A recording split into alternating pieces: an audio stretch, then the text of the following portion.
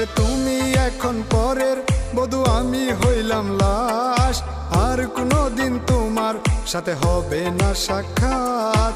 তুমি এখন পরের বধূ, আমি হইলাম লাশ।